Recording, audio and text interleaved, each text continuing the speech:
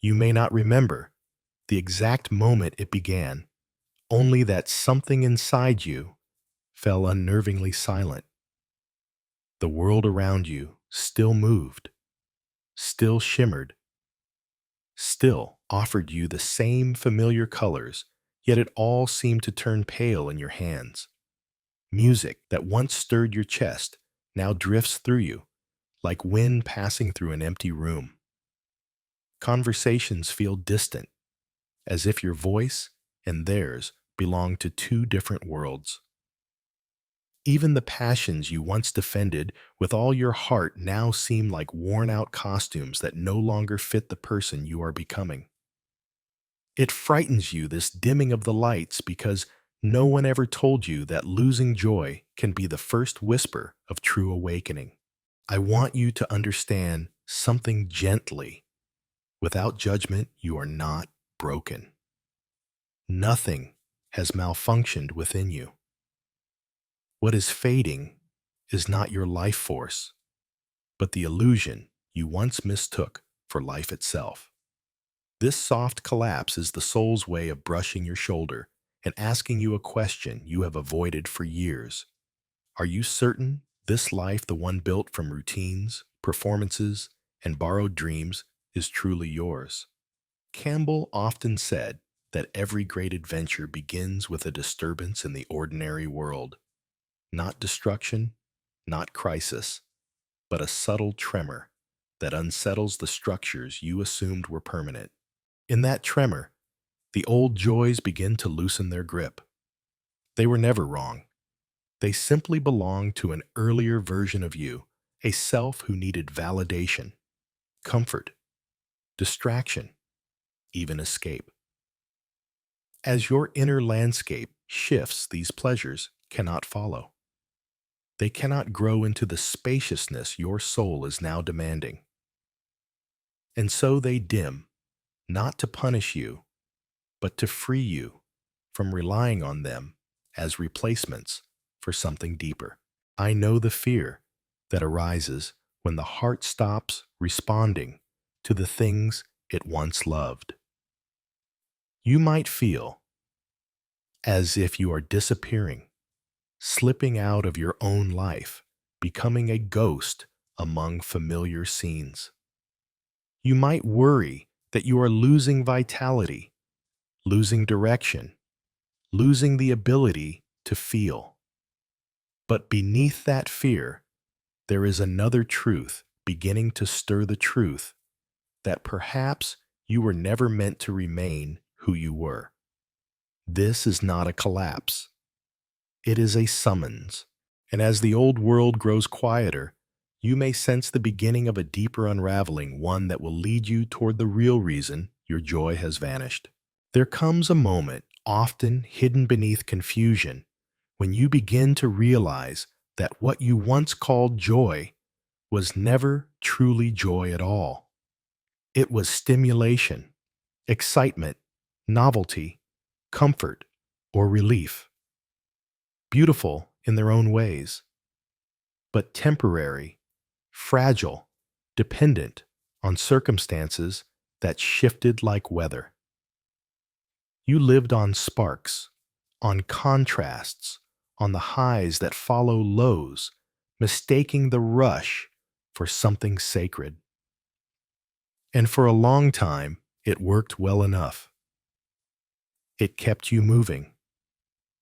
It kept you distracted.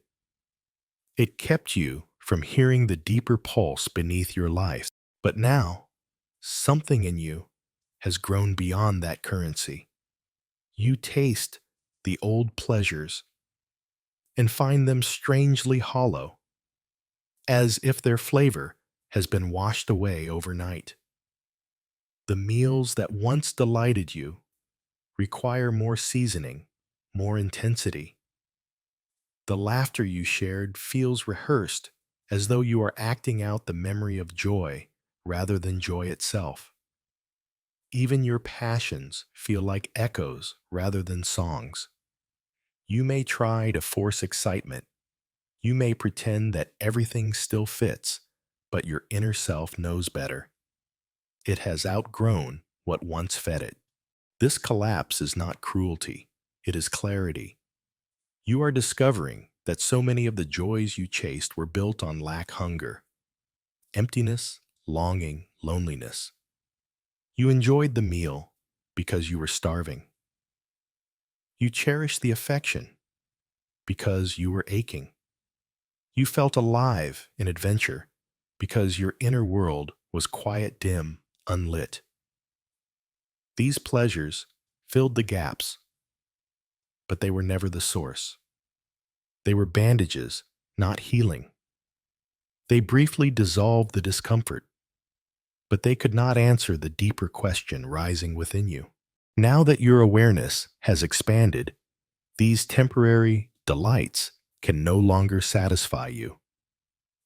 Not because you have failed, but because you have grown. They slip through your fingers like toys you've outgrown without realizing it. And that moment, when joy disappears, but you don't yet know what replaces it, creates the illusion of loss. But what you're truly losing is the illusion that those pleasures were ever enough. I want you to see this clearly. You have not lost joy. You've simply lost the version of joy that was never capable of meeting who you are becoming. What fades now fades because something truer is approaching, something that will not depend on contrast or craving to shine. You are stepping out of a world built on emotional transactions and into one where joy no longer hinges on fulfilling needs. This is the beginning of seeing through the layers you once called yourself, the beginning of recognizing the subtle machinery that kept you running. And as this recognition deepens, you will soon find yourself confronting the truth behind the collapse, the truth that the old joys were part of a larger game you are finally waking up from. There comes a point where the fog thins, and for the first time, you begin to see the architecture beneath your old life. It doesn't happen all at once. It comes in soft waves, in quiet realizations that land not in the mind, but somewhere deeper, somewhere you cannot ignore anymore. You begin noticing how many of your old pleasures were simply ways of running from silence, from yourself, from the hollowness you sensed whenever the world stopped spinning long enough for you to hear your own heartbeat. You start to see how often you clung to noise stimulation and motion because the stillness felt unbearable. And now, without the distractions that used to shield you, you find yourself face to face with the very thing you spent years avoiding. As this clarity rises, the world you used to inhabit begins to look strange, almost theatrical. You see yourself saying the same lines in the same conversations, playing the same roles in the same scenes, and something inside whispers that you can't return to that version of you anymore. It isn't rebellion, it's recognition. The mask no longer fits because the face beneath it has changed. You feel as though you are drifting between two realities, the one everyone else still lives in, and the one that quietly reveals itself behind their eyes. You witness the subtle loop of desires and disappointments that once felt natural to you, and you realize you are no longer captivated by it. You are no longer seduced by the old cycle of craving and relief. This moment, this first real act of seeing, is what Campbell calls crossing the threshold. It is the instant where the door to your old world closes behind you, not with force, but with inevitability. Something shifts internally. And although life on the surface may look the same, you know you can never fully return.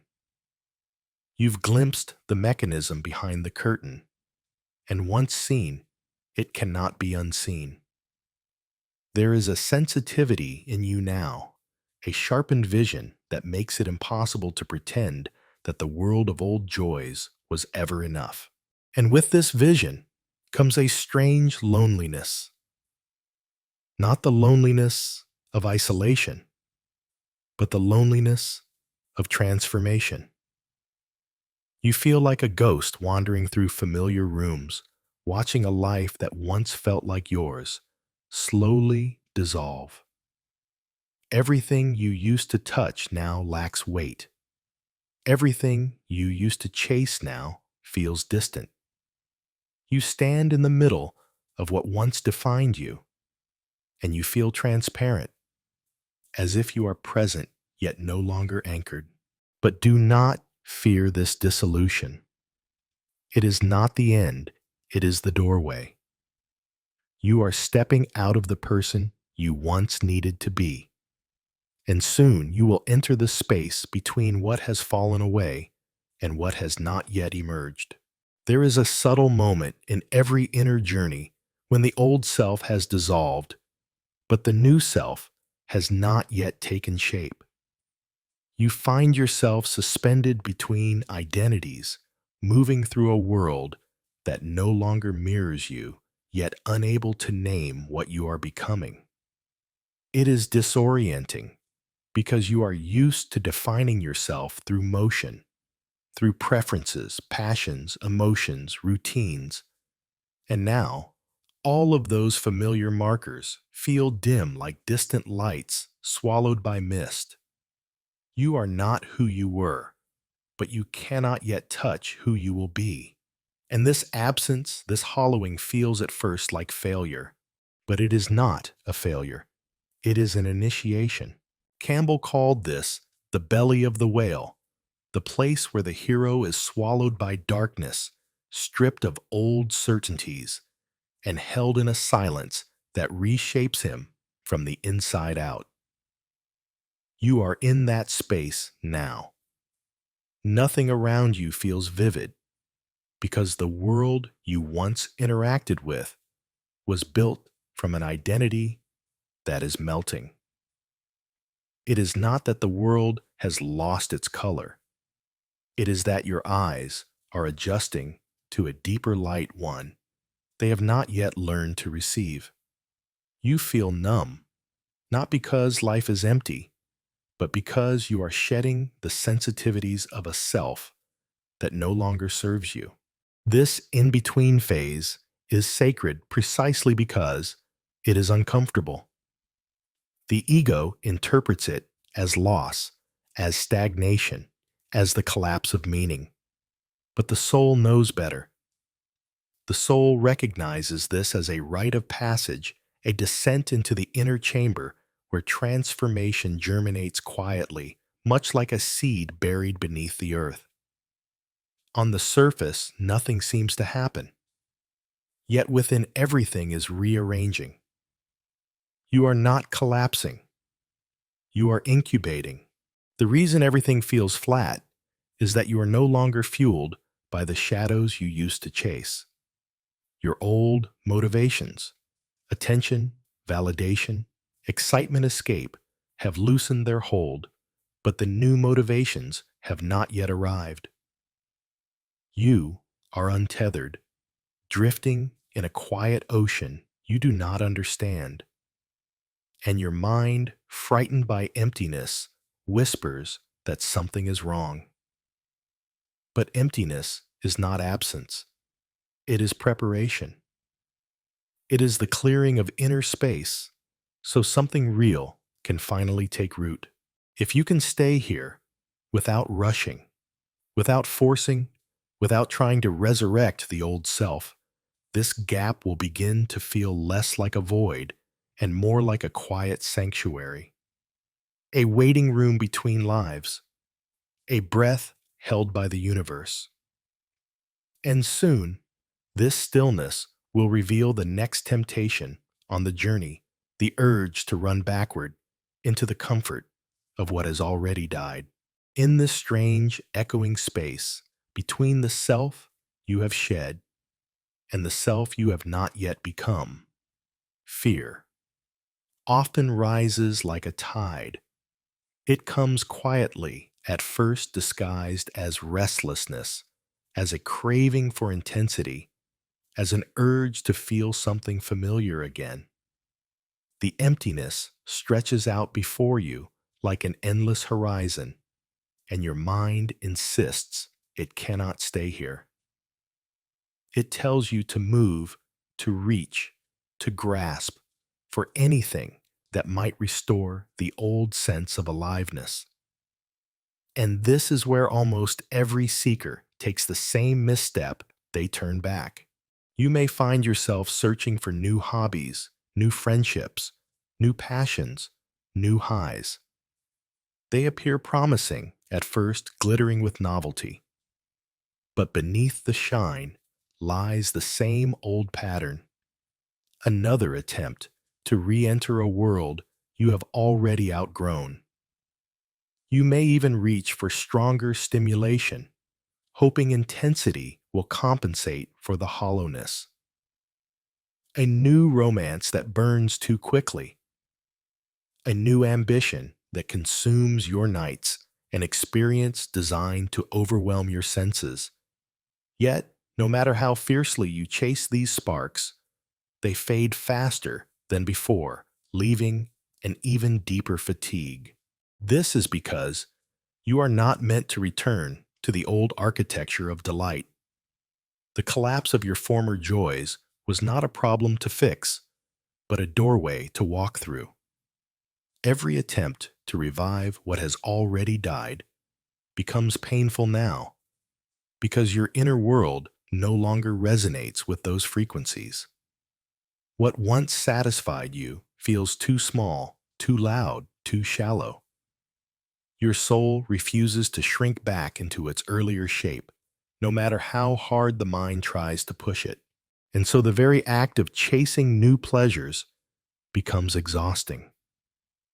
You may look at yourself and wonder why nothing works, why nothing sticks, why everything feels misaligned. But the truth is simple. You are undergoing a transition that cannot be rushed, reversed, or bypassed. You are not malfunctioning. You are unfolding. This misstep, this desperate sprint toward old comforts, is the final resistance of the ego, the last attempt to uphold the structure that kept you tethered to who you were. The more you push against the transition, the more friction you create. But the moment you stop running, something shifts. When you relax your grip, when you stop insisting on filling the emptiness, when you allow yourself to simply be present with the silence, a different kind of strength begins to surface, one that does not depend on stimulation to feel alive. At some point, when the exhaustion of running finally softens, you begin to understand that there is only one path left, the path of stillness.